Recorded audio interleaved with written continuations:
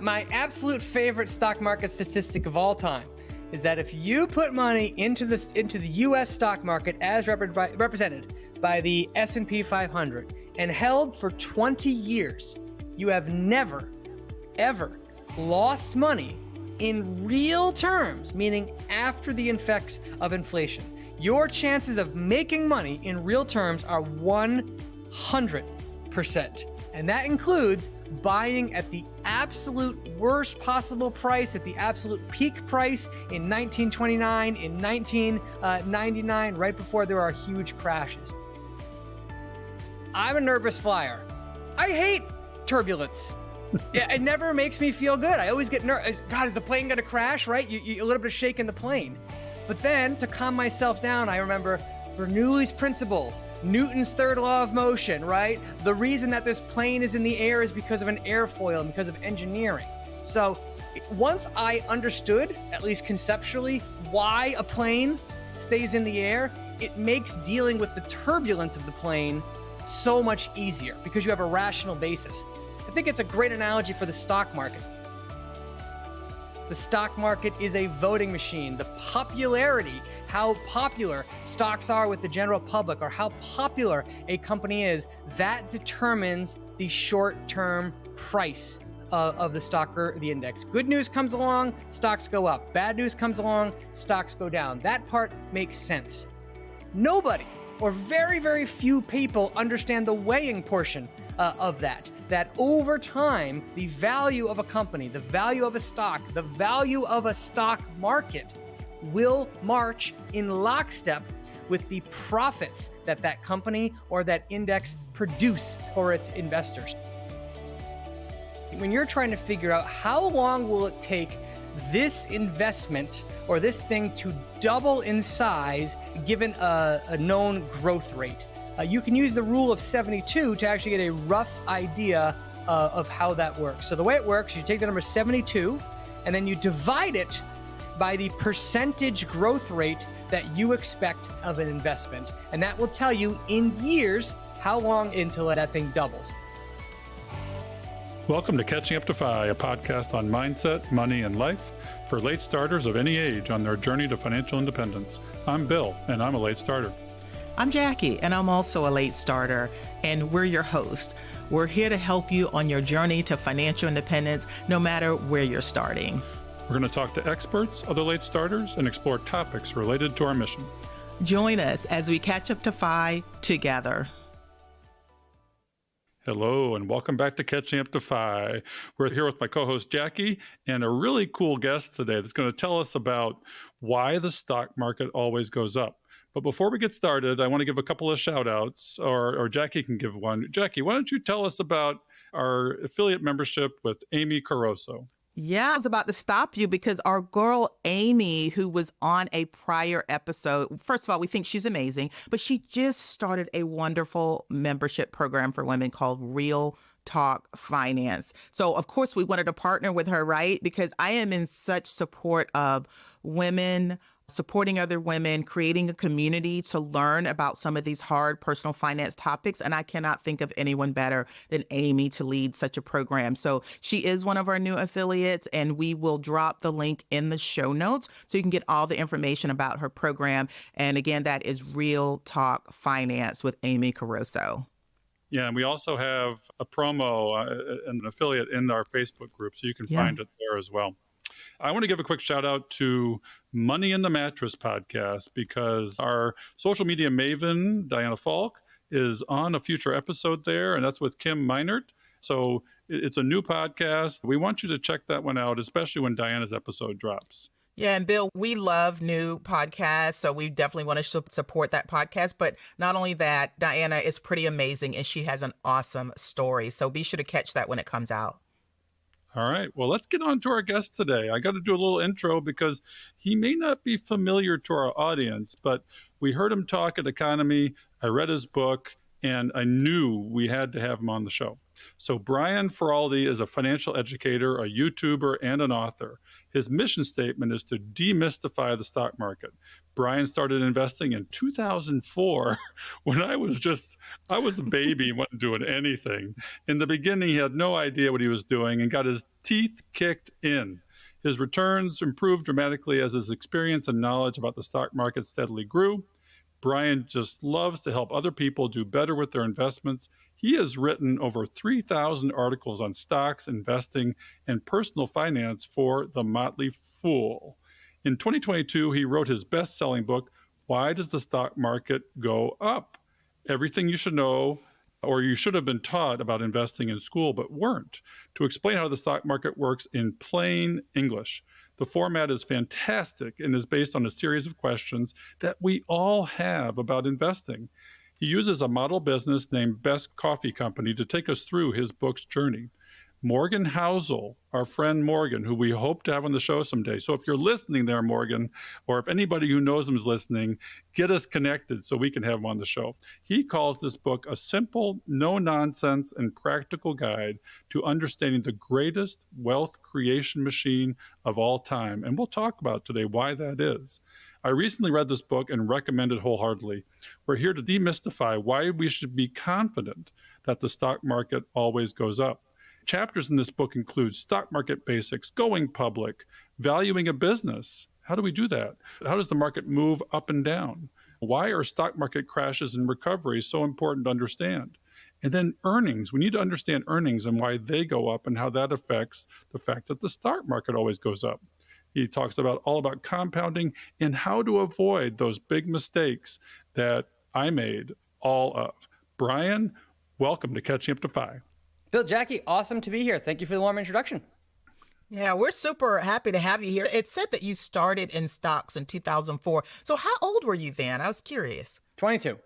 I was just 22. just out of college and had no idea what I was doing. So if I graduated more recently, I guarantee you I would be on Reddit. I would be investing in GameStop. I would be watching TikTok to get stock ideas. So all of the mistakes that people are making today about investing, I made 20 years ago with the GameStop and TikTok of the day, which was penny stocks and the Yahoo Finance discussion boards.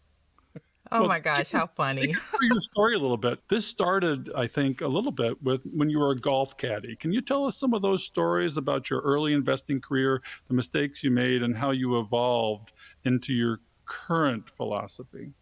So when I was a kid, I grew up in a family that was very good at personal finance, but had no knowledge about investing. And that was despite the fact that my dad eventually became a CFO of a publicly traded company. So he was an accounting major and he worked in accounting and studied accounting and he knew numbers really well, but he was not a sophisticated investor. And he himself, I know for a fact, was investing in penny stocks. In fact, I'm pretty sure he was called by the Wolf of Wall Street company at some point and made an investment in like a penny stocks. So my exposure to the stock market as a kid growing up was extremely limited.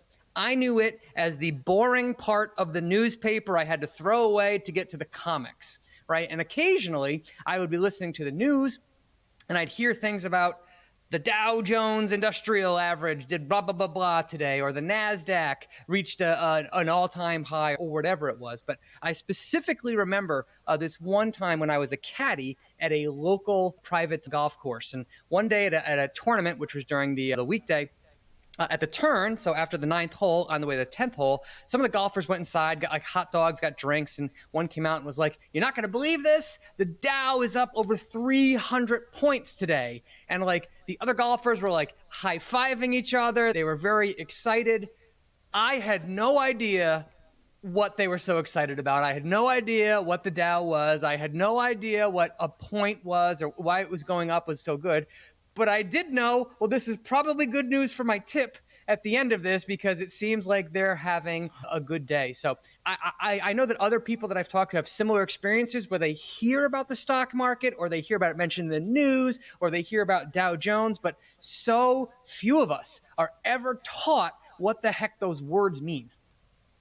Yeah, I mean, you mentioned the Dow Jones, and one of the things you do in the book is tell us about these indices and their origins. Can you take us through what exactly is the Dow Jones? What is the NASDAQ? What is the New York Stock Exchange? And what are the basis of these things so we can understand, okay, this is one of the ways we tell that the stock market always goes up.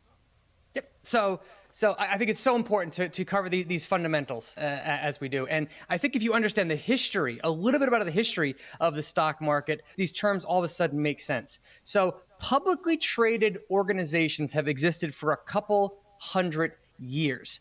They are, at their core, a record-keeping tool for investors to figure out how much of a business or a corporation they individually own. Stocks are simply record-keeping tools for figuring out ownership of corporations.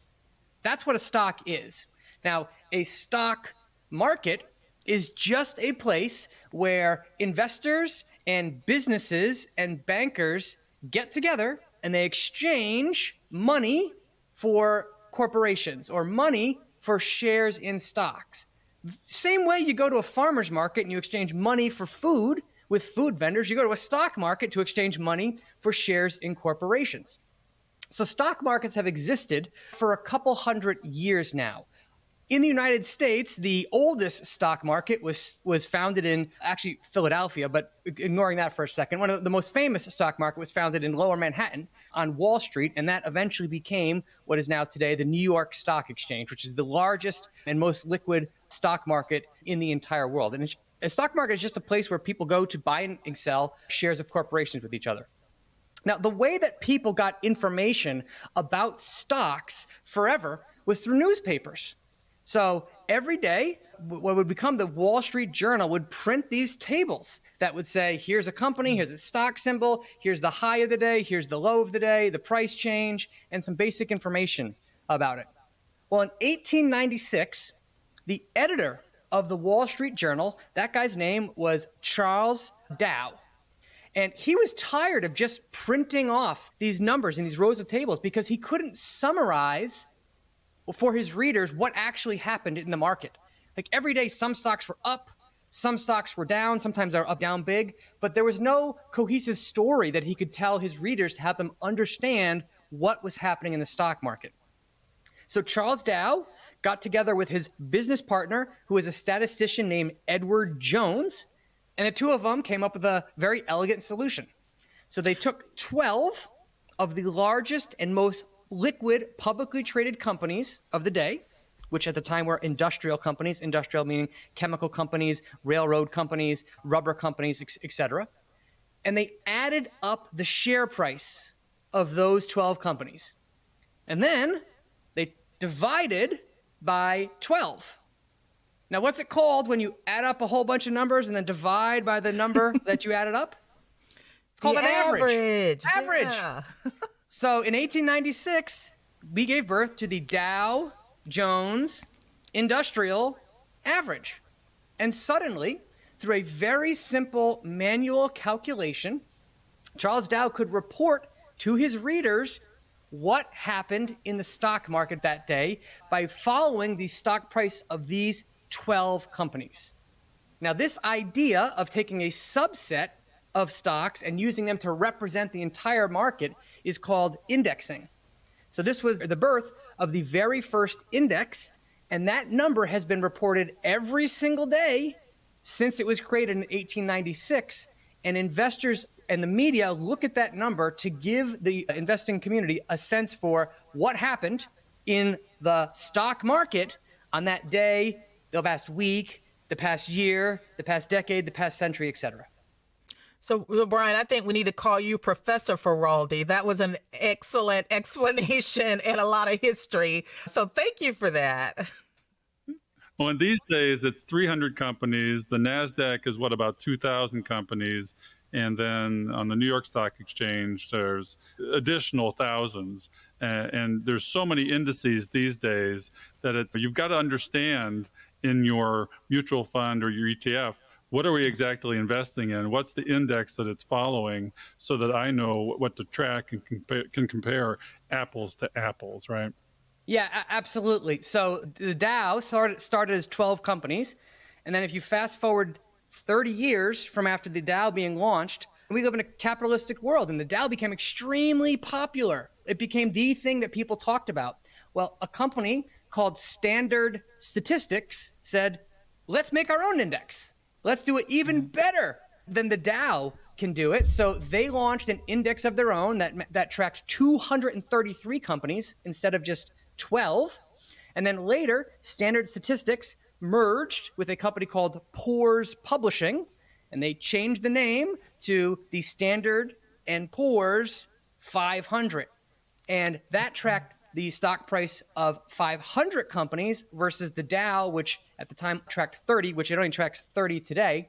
And that's why there's multiple indexes out there. It's different companies saying, use our index. Ours is more accurate. Ours is better. And this is why the news usually reports the Dow, which is the oldest, the S&P 500, which in many ways has really become the gold standard.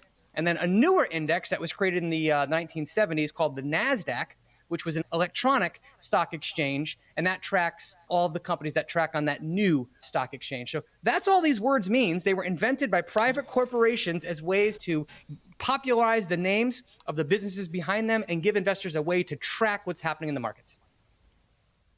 Excellent. I'm really glad that you explained the indexes, because a lot of times when people think of stocks, they're thinking individual, but the stock market itself, it can be obviously purchased in a bunch of different ways. Individual stocks, indexes, some of the very common ones that the FI community talks about, this total stock market index and the S&P 500, like you mentioned. And of course, everybody loves the VTSAX and chill and stuff like that. So the stock market is an important thing to understand, because we need to know what is in these funds that we are purchasing that's following these indexes. So that was a very, very clear way to kind of understand how that all works.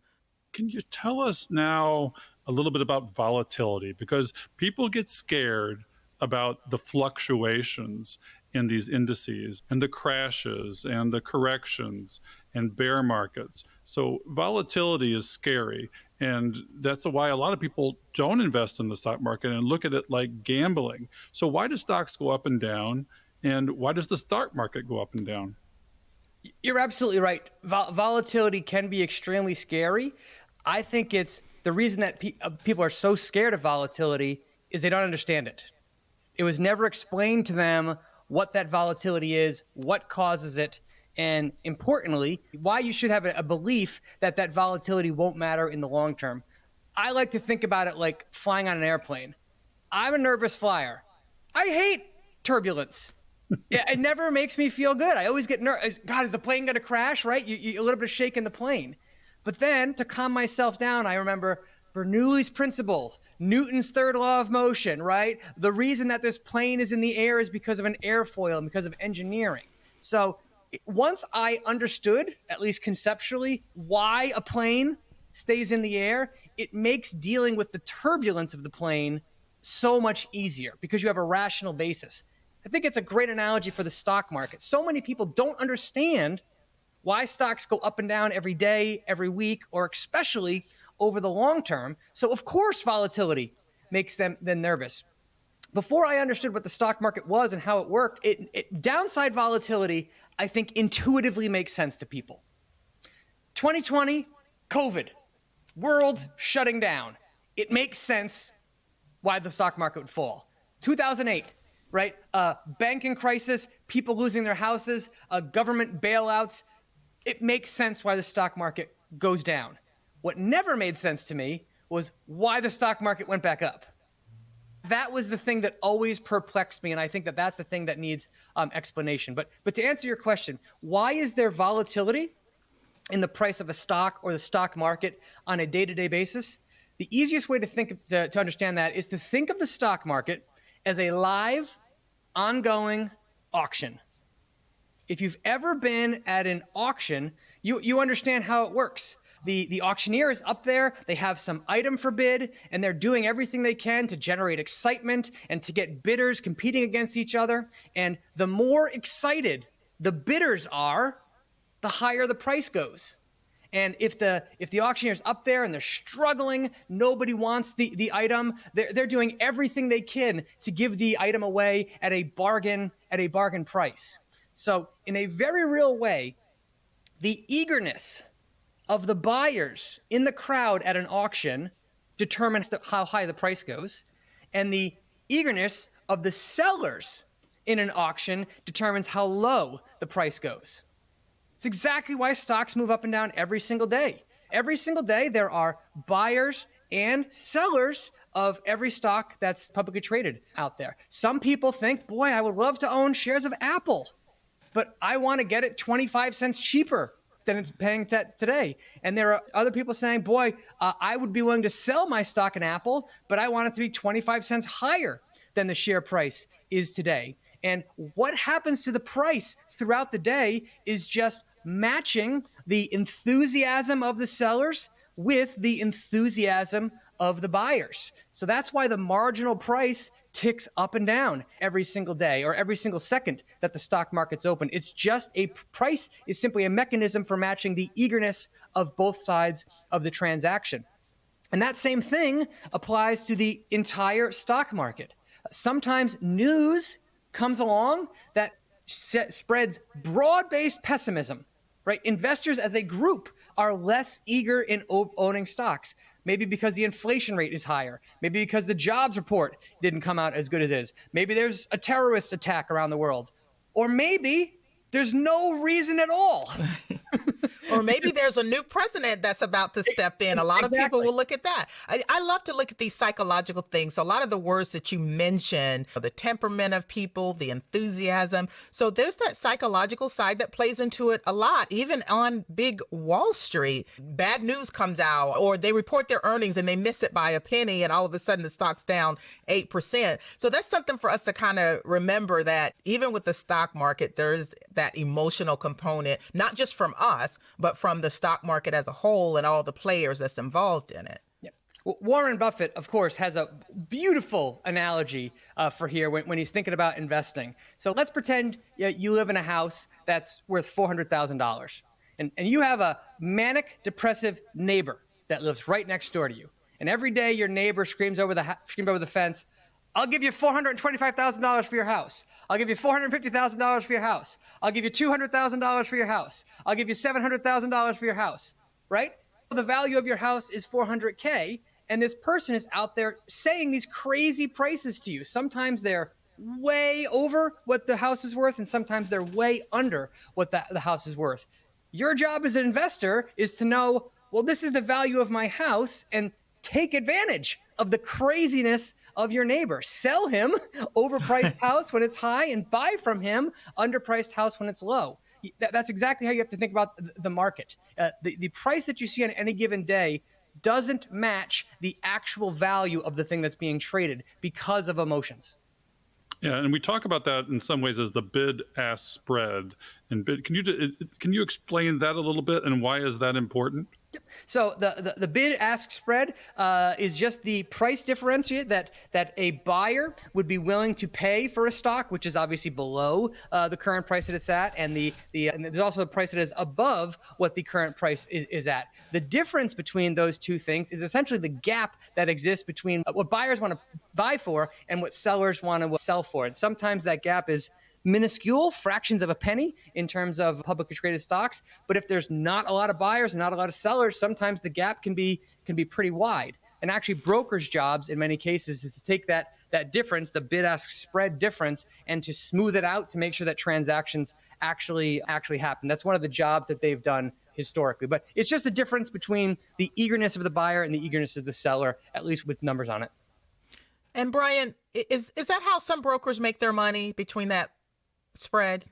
Yes, that is one way that historically they made their money. They took advantage of the spread, and they would pocket the difference. So that's called market making. And some brokers do make money to this day on that. I know it was much bigger historically, especially when it was done manually by humans. But brokers have the business model of being a broker has shifted dramatically over the last 30 years, thanks in large part to companies like Vanguard and Robinhood that have taken commissions down to zero. I mean, what a blessing that is for investors. Right. You can invest and pay zero in commissions. That would have been unthinkable 20 years ago. But yeah, technology has really helped to drive down the cost of investing dramatically.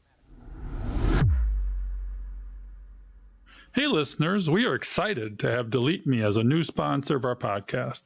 Did you know that your personal identifying information is found all over the internet and that data brokers sell it?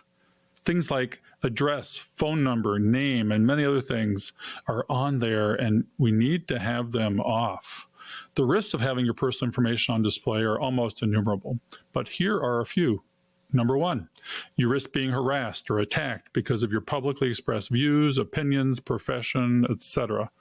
Number two, you risk identity theft and becoming the victim of many of the phishing scams we have talked about on our shows with Paula Pant, episode 66, Scam-A-Lot, and retired FBI agent Donna Peterson, episode 78, CyberFi and the FBI. As you know from my story, my identity was stolen. My financial institutions were accessed. And once stolen, you really can't get the privacy of your identity back and are on the defensive forever. Number three, you risk being stalked. This happened to a blogger friend of mine. Did you know that you really have a right to privacy? But how do we fight back? I choose to place my trust in a product called Delete Me. It's a hands-free online subscription service that removes your personally identifiable information from being sold online. Delete Me privacy experts remove you from hundreds of data brokers year-round. 7 days after you sign up, you get your first privacy report. Here is a screenshot of my dashboard. As you can see, they've looked at 84 total data brokers, they've looked at 4,477 listings, and they've had 57 data brokers with my information on them. So it's a comprehensive service that I use year-round. And they continue to monitor all of these sites and continue to remove my personal identifying information as it gets resold again. So how do you join me in protecting your personal identifiable information? Simple. Go to joindeleteme.com/catchingup and use promo code catchingup at checkout, and you'll get 20% off of U.S. consumer plans. They also have family plans. That is joindeleteme.com/catchingup and use promo code catchingup. Protect yourself like I do. You'll sleep better at night. Thank you, Delete Me, for sponsoring our show. I love your product and I recommend it to our audience wholeheartedly. And one of the things we need to pay attention to, and for our audience, this is important in buying and selling ETFs, is the difference between the orders you place. It's a little dangerous to place a market order, and maybe you want to place a limit order. Can you take us through kind of the ways you got to monitor and pay attention to how you buy? Sure. There's a bunch of different ways that you can transact. So if you place a market order, you are saying to your broker, go get shares of the ETF or go get shares of the stock immediately today, meet the asking price of the buyer. So you're not necessarily saying, get me the best price. You're saying, fill this order as quickly as possible. And if you do so, sometimes you can pay more than you should have otherwise, sometimes by 1% or two more than the actual going rate, which means you can be in the hole immediately on your investment if you're kind of are overpaying through a market order. So one way to get around that is just to set what's called a limit order, basically saying, buy me this stock as long as it trades below $100 per share, or buy me this index fund so long as it trades below $150 per share. And depending on the liquidity and depending on the bid-ask spread and how wide those things are, for big companies like Apple, Microsoft, Amazon, you don't really have to worry about that. Those companies are so big and so liquid. But smaller companies, less liquid companies, and smaller indexes, you really want to pay attention to that. So, Brian, so this is a distinction between a mutual fund versus ETFs or stocks. So you just talked about those trading throughout the day and how they can be volatile. But for instance, if you have a 401k or if it's a regular mutual fund, those are only traded at the end of the day. Is that right? That is absolutely correct. So yeah, if you're investing in a mutual fund or an index fund, and that order won't be filled until the end of the trading day. So index funds and mutual funds, their price doesn't swing throughout the day. It's actually quoted at the very end of the day, and that's when you buy it. If you want to buy an exchange-traded fund, an ETF, oftentimes it's the exact same thing as an index fund. Like you can buy an S&P 500 exchange-traded fund, and then the price moves up and down throughout the day along with the market, and you can buy or sell during the day. The good news is, I think all three of us are long-term investors, none of us advocating day trading or short-term ownership. So these kind of details matter greatly if you're going to be day trading, but they all get washed out if you actually buy and hold, which is what I advocate. Well, there's a famous quote from Benjamin Graham with regards to, in the short run, the market is a voting machine, but in the long run, it's a weighing machine. And people pay attention to short-term volatility with regards to their fear and greed. Can you take us through that quote and what exactly is Benjamin Graham talking about? It's one of my favorite things. And in many ways, it's the reason I wrote the book. Everybody understands the first part. The stock market is a voting machine. The popularity, how popular stocks are with the general public or how popular a company is, that determines the short-term price of the stock or the index. Good news comes along, stocks go up. Bad news comes along, stocks go down. That part makes sense. Nobody or very, very few people understand the weighing portion of that over time, the value of a company, the value of a stock, the value of a stock market will march in lockstep with the profits that that company or that index produce for its investors. So literally the entire reason I wrote the book was to explain the weighing machine portion of that great quote. Well, I'm glad I touched on it. I haven't read the book, The Intelligent Investor, but it's on my list because it's a good historical thing. It actually brings up another question we wanted to talk about, value versus growth. Can you explain that and how those styles can change your risk profile?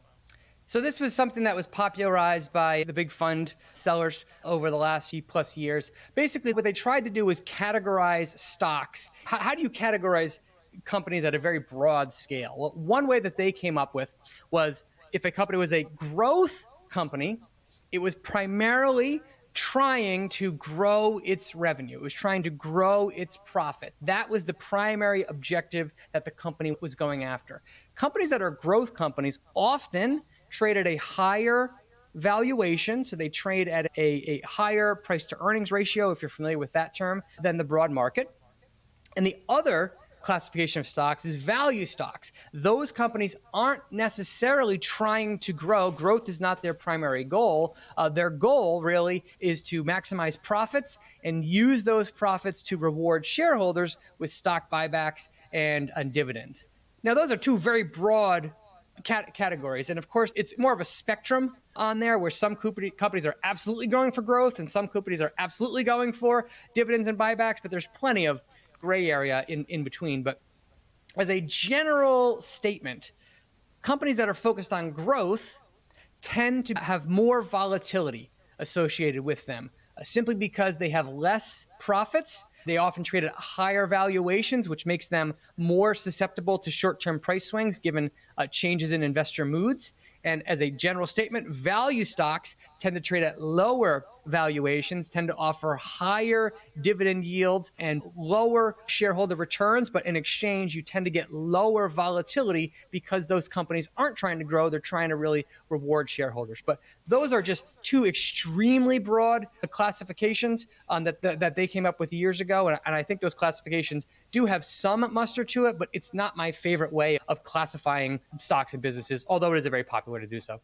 So Brian, let's have some examples here. So when you talk value, I'm thinking of really big old companies like, I live in Cincinnati, so Procter and Gamble, value, right? And then on the growth side, it's going to be maybe a lot of tech companies that are tech startups and things like that. I'm thinking like a Tesla, NVIDIA, those would be like growth companies. Yeah, you nailed it exactly correctly. Okay. Value companies tend to be more established, bigger, pay dividends. ExxonMobil, Procter and Gamble, Coca-Cola, United Health Group, Disney. Exactly. Those would be classified as value stocks. So I have a question for Bill. So Bill, would you consider yourself a growth investor or a value investor? I do it all. You do it all. Invest, as I've mentioned before, in the Total World Stock Fund. That's my primary stock holding, and that includes 8,000 or 9,000 companies across the world that are publicly traded. Yeah. And so I believe in that and simplicity. You get value there. You get international there. The stuff that's out in the rest of the world are different kinds of companies than we see in the U.S., which is maybe more growth centric. So I try and keep it simple. Now, we're going to have to dive into this, but before we do, and the individual stock investing, because both of you are proponents at some level of this, but he dropped a bunch of terms, Brian, with regards to PE ratio for one. Can you take us through what it is and how we use it, and then what is wrong with it? Well, the what is wrong with it is a very nuanced discussion that I'm happy to get into if you'd like, but let's keep it high level for a bit. So how do you value a company? How do you figure out what the price tag or what it would cost you to buy out an entire company is? Probably the simplest way of doing so is by valuing the company at a multiple of its earnings. So the price of the business, P, which is the stock price, divided by the earnings per share of the business. That's the denominator in that equation. So the price divided by the earnings per share gives you the PE ratio. And you can use this very simple number to get a quick idea of, is a company expensive or is it cheap? So as an example, if the entire S&P 500 trades at a price to earnings ratio of 20, and you find a company like NVIDIA that's trading at a price to earnings ratio of 50, the higher the price to earnings ratio is, the more expensive, and the lower it is, the cheaper. So if you saw NVIDIA is trading at 50 times earnings, that's incredibly expensive. It's a very highly valued stock. Conversely, if you find that Bank of America is trading at 10 times earnings and the entire market is at 20 times earnings, well, you can make a broad statement that Bank of America's stock is cheaper than average. So by using the very simple ratio of a company's price divided by its earnings per share, you can get a very quick way of figuring out, is a stock cheap, fairly valued, or expensive. The problem that I have with the PE ratio isn't the P, the price is a known figure. The problem I have with the price to earnings ratio is the E, is the earnings of the business. I don't know how deep you wanted to get into an accounting discussion, but there are a variety of reasons why a company's earnings per share can be overstated or they can be understated. And the actual number can be dramatically different than the normalized earnings power of a business. This could be because of one-time anomaly, one company acquires another, or there's an unusually strong demand for that company's products or services. Think about Etsy's mask sales during COVID, right? They went straight up during COVID, and then they went straight down after COVID was over. So if you were to look at Etsy's earnings during COVID, you'd say, wow, this company is phenomenally profitable. But in reality, the earnings were simply overstated due to a one-time anomaly. But if you don't know much about investing or you don't want to get too into the details, it's good to generally understand what the price to earnings ratio is and how it works. But for a variety of reasons, just know that the price to earnings ratio might be giving you a false signal. Well, that's good to know. You also dropped the term about dividends. And can you tell us what they are? And then is dividend investing a good idea? And how do they play a role in the growth of a stock? Yep. So what is a dividend? A dividend is when a company earns a profit through hopefully normal business operations. Well, when a company earns a profit, there's a number of things that the management team of that business can do with that profit. It can do nothing and just build its cash balance. It can pay down debt. It can reinvest in growth by building a factory or hiring more workers.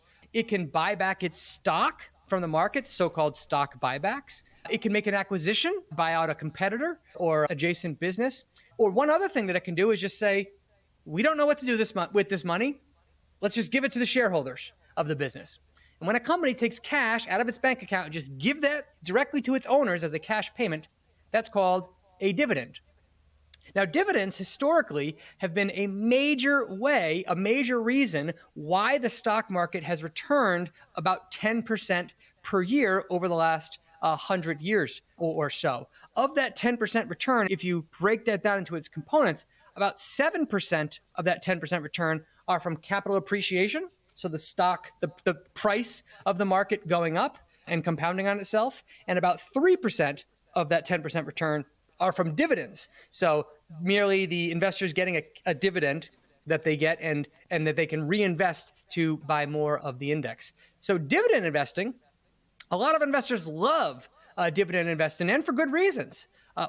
Probably the biggest benefit of dividend investing is you get an income from simply holding a stock. You don't have to sell it, and you can earn a cash return on your investment the same way that you can earn a cash return by putting money into a CD at a bank or by buying a bond. So the cash return is a very appealing prospect to a lot of investors, especially older investors who are looking to earn an income from their portfolio without having to sell. So by and large, dividends are a good thing. Dividend investing can be a good strategy, but there are trade-offs. There are trade-offs to investing in dividends that I'm happy to get into if you'd like. Jackie? So I have another aspect of dividends, because we know that when you get a dividend, and correct me if I'm wrong, but the price of the stock or the value of the company goes down by the amount that they're paying out as a dividend. So, one could argue there's really no net gain except you are getting the income. And it, depending on where you hold the account, it could be taxable. So here's the way that I look at dividends that I think sometimes get missed. So dividends are so indicative of other parts of the health of that company. So when you see that a dividend has been cut, that's really bad. When you see that a dividend has stopped, that's really bad. But if you have a company like, what do they call it? The dividend aristocrats. Mm-hmm. So when you have a company that not only has consistently paid for 20, 30, 40 years a dividend, never cut it, but also if over the last 20, 30 years, they have been increasing the dividend, it builds more confidence for me that this company has other areas that are very, very healthy and healthy enough to support this dividend over a sustained period of time. Is that a way to look at it? Absolutely. Yeah, I think you did a great job explaining it there. One analogy, and forgive it, but I'm a big fan of analogies. One way to think about a dividend is it's kind of like alimony to a company's shareholders, right? So it's a company committing to taking some of its profits and taking them out of the business and giving them to shareholders, right? So dividends actually weaken the company. It is a financial drain on the company because it's profits coming in and then some of those profits going out to the shareholders, and those profits can't be retained to reinvest in the business. So you are absolutely correct. Generally speaking, companies that pay dividends tend to be stronger businesses, companies that actually have dependable profits, and especially companies that have raised their dividend for 10 or 20 years. That's absolutely a fabulous sign that the company has withstood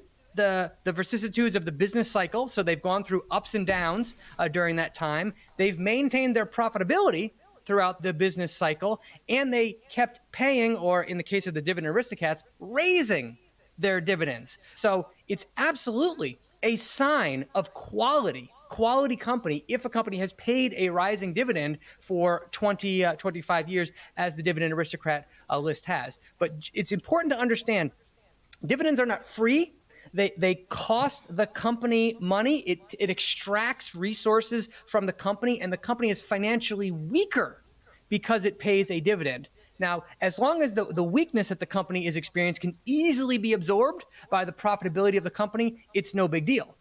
But as you pointed out, if a company all of a sudden says, we can't afford this dividend anymore, we're going to stop paying this dividend, look out below. I mean, that's going to cause the share price of the company to absolutely plummet, because many people that invest for dividends buy stocks solely because of their dividend. And if the dividend gets cut, those shareholders leave and the stock price often plunges.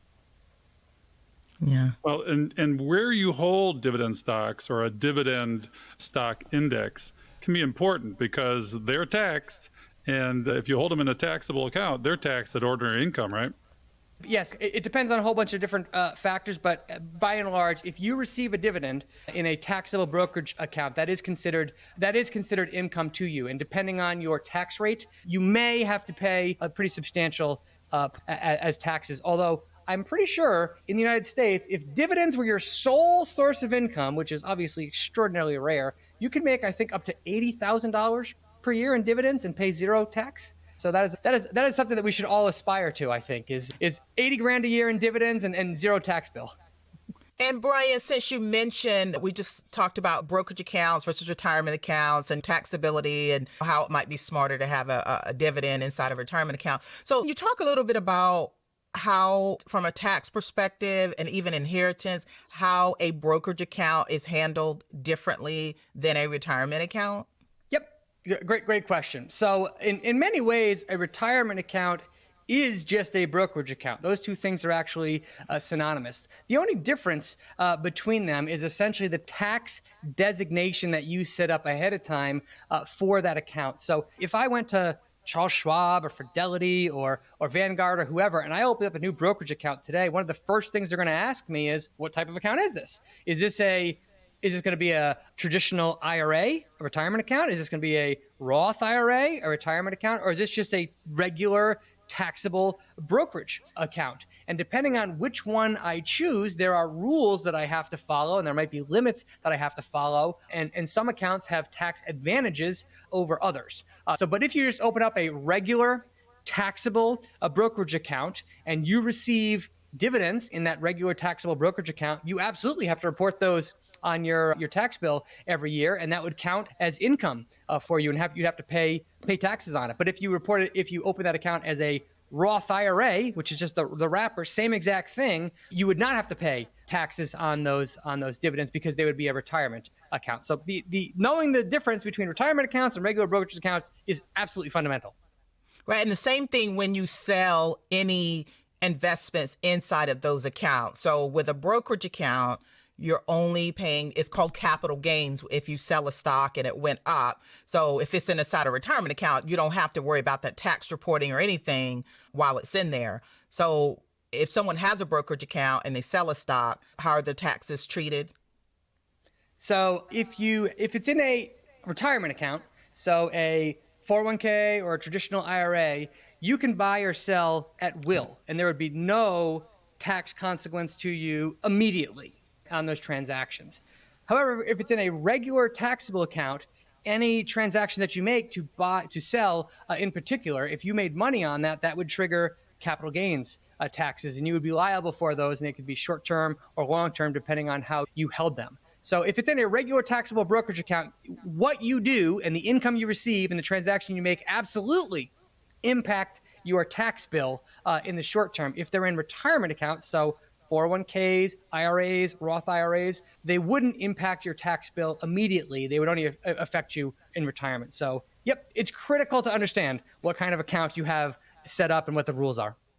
Yeah, and the important thing is that with a brokerage account for 5 people, if you decide you're retiring, earlier than the 59 and a half, and you're looking for a bridge account, the brokerage account could be pretty powerful because there's no age limit connected to that, so you don't have to worry about that. And then if you happen to, for inheritance purposes, there's also some great benefits to the brokerage account as well, right? Yep, and there's no income limits on it. There's no contribution limits on it. So taxable accounts have regular brokerage accounts, regular taxable accounts have disadvantages to them from a tax perspective, but you can access the money whenever you want. There's no contribution limits. You can put as much money in there. So if you're pursuing FI but before traditional retirement ages, I absolutely think it's an account that everyone should consider. We are super excited for one of our new partners. It's called Create Your Own Financial Plan. And this is a comprehensive video course by our friend Cody Garrett. He's with Measure Twice Money, and he's been on our podcast, and we love this course that he has put out. So if you are a true do-it-yourselfer and you've been wanting to put together a financial plan, check him out. I've gone through the course myself, and I have nothing but praise for it and the quality of work that Cody Garrett does. Cody Garrett is a CFP, so you're getting the mind and the experience of a CFP that you can trust. You just need to go to Measure Twice Money /catching up. and you will get $100 off this course. And again, that is Measure Twice Money Catching Up. One of the things I found interesting, because we mentioned 401ks, and people don't necessarily understand the history of it because it was an accidental creation. Can you take us through just the origins of the 401k and how we backed into it? Yeah, sure. It's actually a really fascinating story. You'd think that the 401k is the number one way that Americans pay for retirement. I mean, there are trillions of dollars in assets in 401ks, $7 trillion as of 2021. So you would think that this was like a well thought out plan that people had. That's actually not how it happened. So the story of the 401k actually dates back to 1978.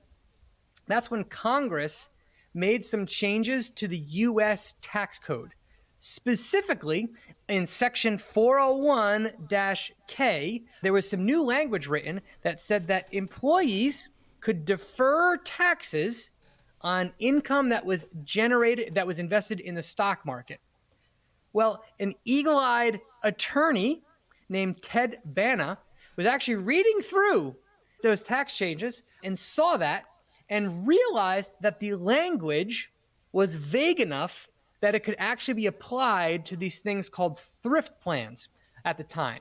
So what he realized was that Congress accidentally created a loophole, if you will, that could combine the benefits of pre-tax profit sharing plans with the employer match of thrift plans. And doing so, you could actually defer income and not pay taxes on them.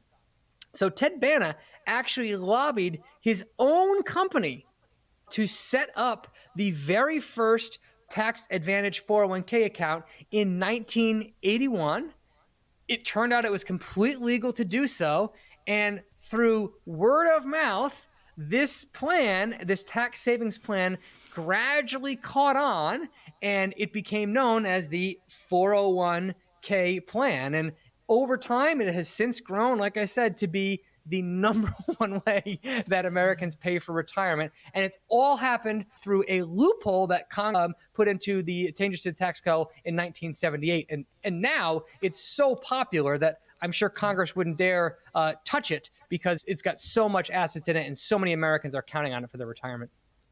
So, Brian, I have a quick question about that. So the IRS code, the 401 and then -K. So did the other employer-sponsored retirement plans come after that? Like, for instance, the thrift savings account, the TSP, if you're federal government and the military, and then like the 403B, and did all those come after the 401k? The thrift plans, I believe, came beforehand. The 403B, I'm not sure of, but I would guess it came after because it was it was really Ted Bana that discovered this for 401k in particular. But since the 403B is kind of like an offshoot of the 401k, I mean, it matches many of the same characteristics. My hunch would be that it did come after, but I don't know that for a fact.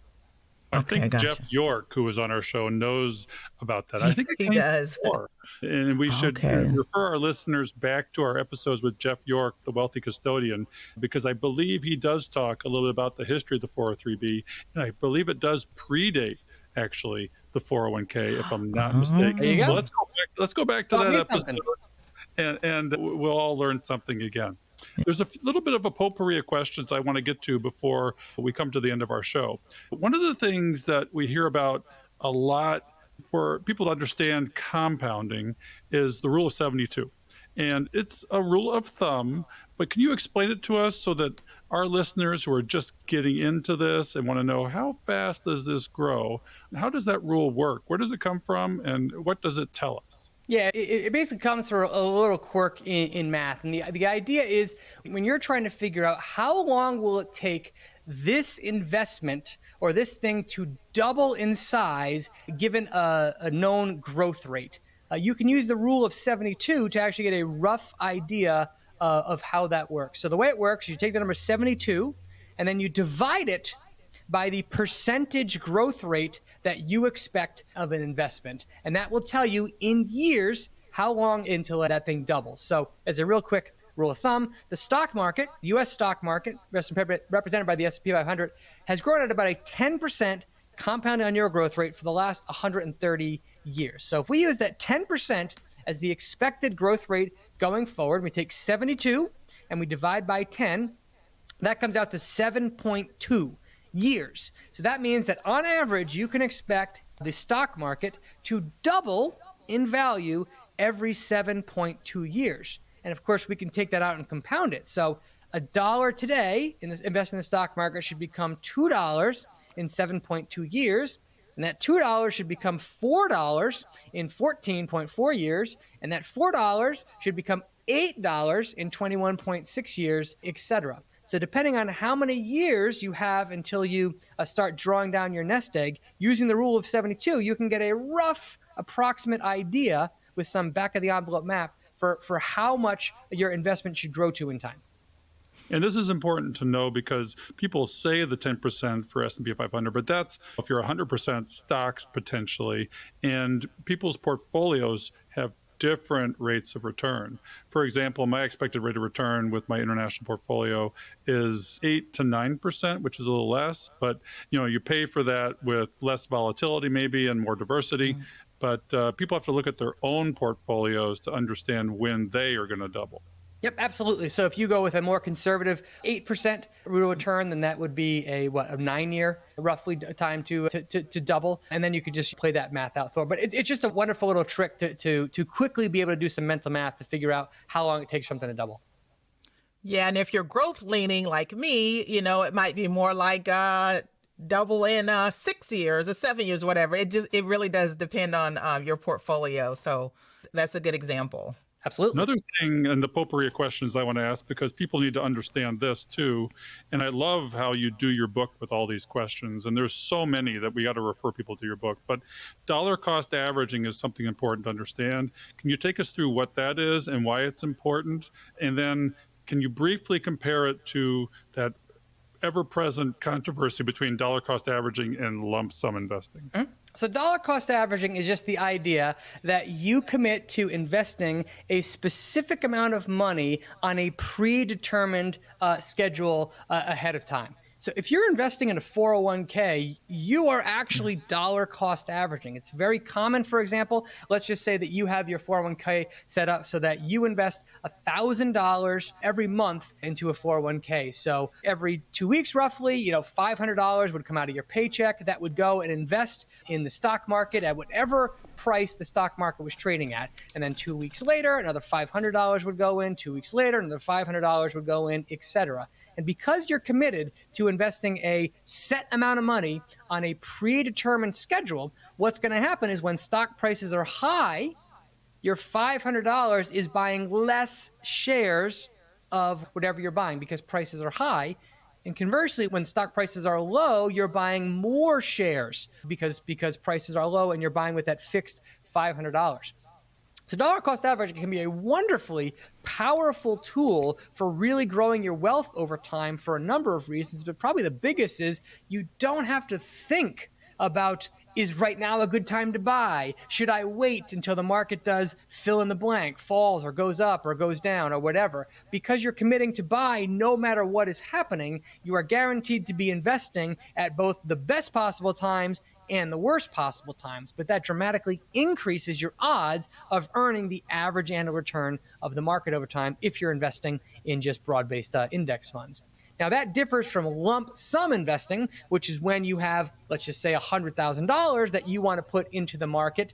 One way you could do it is just by investing $100,000 immediately in the market and then seeing what happens. You're taking a risk by doing so, that you're investing at a good time to do so. And of course, if you're investing at a high, like 7 or 1999, that could be a bad thing because you're buying it at highs and then the stock market would go down dramatically. And that can be a very tough thing to deal with mentally. So dollar cost averaging is a wonderful technique that investors can use to really take the thoughts about timing the market completely out of the equation. And Brian, I think most people are trained and start with dollar cost averaging because it's simply taken out of your paycheck through the 401k. And when you were explaining when the stock market is down, your dollar goes further. So here's a trivia question. I bet you have the answer. Bill, you may have the answer. But when we look back over time, it's obviously scary when the stock market goes up. But in terms of how many years the stock market goes up versus goes down, most years, is the stock market up or down? If we go back like till the beginning of time. Most years, in 1 year, you're up about, it goes up about 60 to 70% of the time. And this is important because we talked about why does the stock market always go up? And the risk goes down with time, 1, 5, 10, and 20 years. Brian, take us through, is there a guaranteed win? And how long does it take to make sure there's a guaranteed win in the stock market? Yep. My absolute favorite stock market statistic of all time is that if you put money into the U.S. stock market as represented by the S&P 500 and held for 20 years, you have never, ever lost money in real terms, meaning after the effects of inflation. Your chances of making money in real terms are 100%. And that includes buying at the absolute worst possible price, at the absolute peak price in 1929, in 1999, right before there are huge crashes. So if you can wait 20 years and invest in the stock market, history says you will make money in real terms. You will grow your wealth in real terms 100% of the time. This is why I am such a passionate believer that the stock market is not risky. It's not risky. The stock market only becomes risky when your holding period isn't long enough. That's why the whole day trading never really works out. So if you hear somebody making $10,000 a day, for how long and how many times did they actually lose before they got to that one day where they happen to hit it big? Yeah, the short term is scary as heck for me. So I'm definitely that long term girl. And then in one day, you can expect the stock market to go up about 52% of the time, and it's down, as I remember from your book, 48% of the time. And that gets better each year. At 5 or 10, at 10 years, it's what, about 90% of the time you've made money. And please correct me if I'm wrong. Yep, that's exactly right. At 10 years, it's about 9 out of 10 10-year periods, you will have made money in the stock market in real terms. And the longer you hold, the more the odds of you making money tick up towards that 100%, which they do cap out at 20 years. And the inverse is also true. So if your holding period is 1 day, as you just said, your odds of making a positive return are about 51, 52%. So a coin flip. It's a coin flip. Am I going to make money or lose money on any given day? It's a coin flip. But as you hold for longer and longer periods of time, assuming you're holding the stock market and not an individual stock, if you can hold the entire stock market for a long period of time, your odds of making money just continually move higher until it's essentially a guaranteed thing.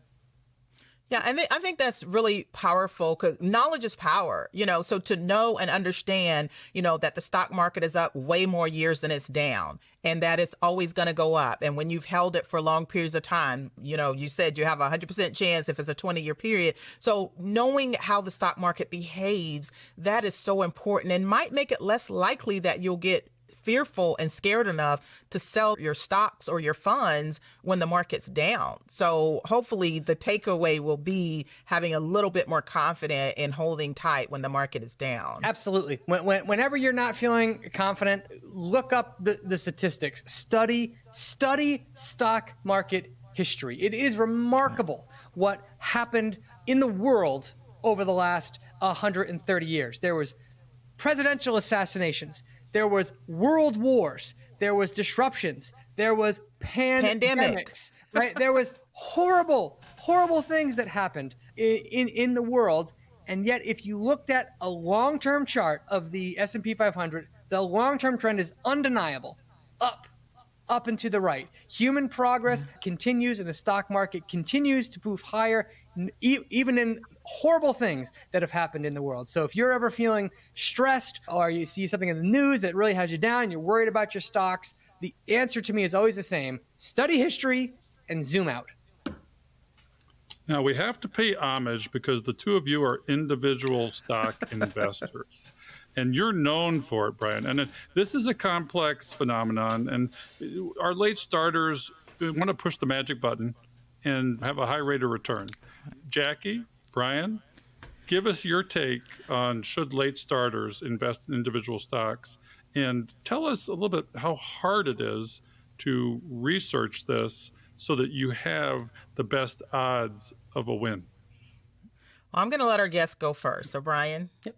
So the majority of my personal net worth is in individual stocks. I own about 49 individual stocks myself, and I believe in individual stock investing with an unbelievable caveat. And that caveat is you have to be personally interested in learning how to invest the right way. That means you have to be ready, willing, and able to learn accounting. You have to learn how to find, read, and interpret 10Ks, annual reports. You have to study psychology. You have to study valuation. You have to understand business models. You have to understand moats. You have to understand how companies are valued. That is a lot of work to do. And I am passionately interested in doing that work. So that is the reason that I have devoted a substantial amount of my net worth to individual stock ownership, because I love studying businesses. I would rather listen to Tesla's earnings call than watch the next Avengers movie. The Tesla earnings call is more fun to me than watching the next blockbuster film. But I'm a weirdo. I'm in the 1% of people that is energized by investing. If what I just said sounds overwhelming and boring to you, no problem. No problem. Buy index funds, dollar cost average, call it a day. Well, I'm not one of those people. And Brian, where have you been all my life?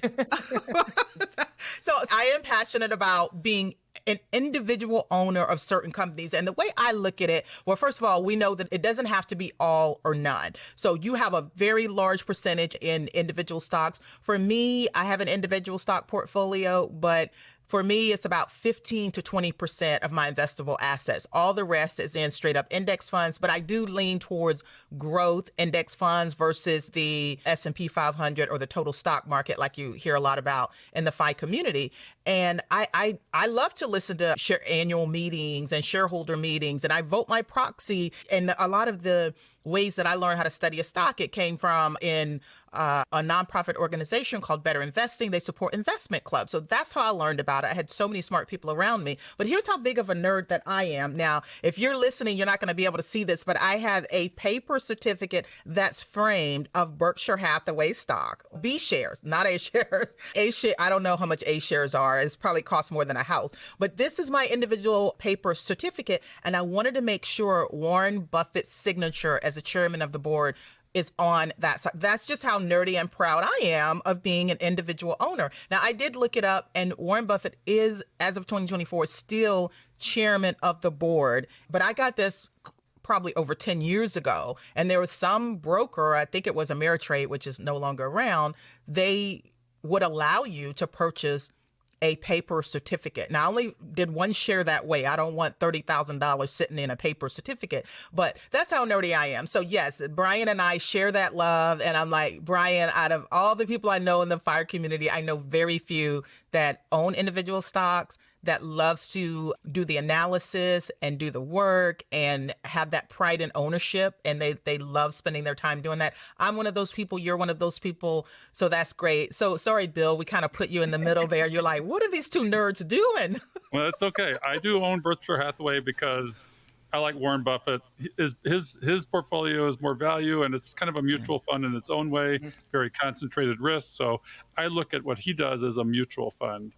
So yeah, it kind of is. And the way I think about it, like when I have individual companies, let's say Apple, NVIDIA, whatever, and I also have index funds, I think of it either doubling down or tripling down on a stock. So Apple is also in the S&P 500, okay? And Apple, I own it individually, and then Apple is in the Berkshire Hathaway portfolio of companies. So I do realize that it's sort of double coverage, but these are stocks that I have proactively chosen and researched to say, you know what, I will double down on that or triple down on that and have it in my individual portfolio as well as the indexes. So yeah, I mean, people can do this with 5%. Your play money, your Bitcoin, your individual. And Bill, you always say play money. I don't know if it's play money because I mean, this is where we've done research. These are part of our investments. And Brian, did you say almost half of your investable assets was in individual companies? More than right.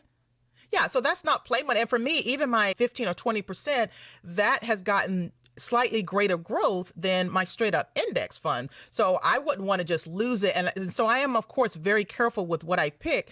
And the stocks that I hold, and I don't know what your intention is, Brian, but the stocks that I hold, I generally am looking to hold them for 5 years or more, a lot of them 10 years or more. So they're these long-term plays that I have, if I'm going to spend the time to research them and everything, I'm not looking to day trade them. So they're long-term vision, but I don't really see them as play money. Well, I mean, there's no guarantee, right? These individual stocks can go to zero. That's why looking at the company, like for instance, when you look at Berkshire Hathaway, chance that any individual company go to zero. Berkshire Hathaway, I just don't think so. And I think most people would agree with that. Same thing with some of the larger tried and true companies like Apple, maybe, McDonald's, Walmart, whatever. I try to diversify my stocks and the allocations inside that individual stock portfolio, which will, minimize the chances of if one sector is doing bad, I don't have to necessarily worry about it if I properly diversify. And the chances of I have, I don't know, maybe 20 or so stocks, but the chances of all of them going down at the same time or all of them going bankrupt, we know is highly unlikely. Now, I do realize, and Brian, I know you do too, that it is definitely more risky to have the individual companies versus the index funds. But we have proactively accepted that additional risk. Right, Brian? Well, if you buy companies that have zero debt, it's awfully hard for them to go bankrupt. Exactly. And Apple was in that boat for a very long time. Have you guys had anything go to zero? I've never had anything go to zero, but I've lost 90+%. Back in the day, I did. Now Brian, you are too, but I'm a much wiser investor than what I used to be. So I did have, back during the dot-com bubble, Brian might not have even been born then, but back in the dot-com bubble, I did. But you know what? I didn't have much money to invest. I had like maybe $50 or maybe $1,000. And so going down to zero, it didn't change my world for the amount of money that I put in those stocks. I basically consider my stock holdings, I basically consider it an exchange traded fund that I picked by hand. That's it. Correct. Yeah. Well, that's actually kind of direct indexing, right? Where you pick all your stocks, you create your own index. And that's a personal index. Yep, absolutely. And as Jackie said, there's no right or wrong way to invest. There's different flavors of investing, and there's just the right or wrong way for you. All right. So, Brian, we've gone through a lot of your book. We're coming close to the end of our time with you today, and we have to pay homage to the fact that we're talking to late starters. And we like to wrap up with, why does the stock market always go up, and apply to late starters? And do you have any particular tips for our audience? To me, no matter when you're starting on your journey to FI, the first step is always the same. Educate yourself. Don't do anything before you understand how that thing works. Don't invest in the stock market. Don't invest in a 401k until you understand at a fundamental level how that works. Thankfully, it has never, ever been easier to educate yourself about anything than it is today. There are blogs, there are podcasts like this one, there are YouTube videos, you can get books from the library, even for free. It is incredibly easy to get information that can teach you in a short and concise way what you need to know before you put your money to work. So I would say whether you're starting at FI journey super early, or you're starting it super late, step one is always the same: educate yourself. All right, Jackie, do you have any closing words or thoughts?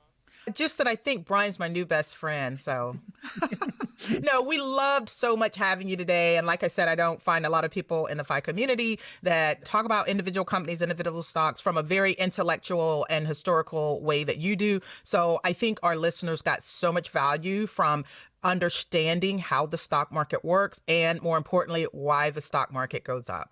Awesome. Well, thank you guys for being here. It's been tons of fun. I would love to come back sometime. Yeah. All right. Well, we'll have to come back and talk about individual stocks and your stock tips so that our audience can follow along. It seems like you're the expert, and maybe you'll convince me to do a little more work there. All right, Brian, you take care. We'll talk to you again soon. Jackie, it's always a pleasure. Yep, always. So, Bill, as you know, we cannot do this show without our amazing staff and the people that help us put this on. So our social media is Diana Falk, our editor Fritz Bassard, And show notes are done by Sarah von Sternberg. We love them and they keep us going. Yeah, I mean, this show wouldn't have the quality it has without our folks, our peeps. And we'd also like to give you a few calls to action for the show. We love our community and we hope you love us back. If you want to support the show and what we're doing, you can do that at Buy Me a Coffee, which is a platform that allows you to virtually say thank you if you get value from our content.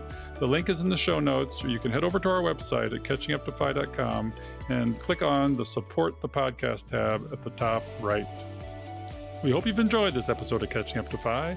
We would appreciate it if you could leave us a 5-star review so that our message can reach others. While we are financial educators, and I'm a financial professional that loves to teach, our content is for general education and information purposes only. We are not providing financial, legal, or tax advice. Always do your own research or consult a professional before making important decisions. We'll see you next time on Catching Up to Fi.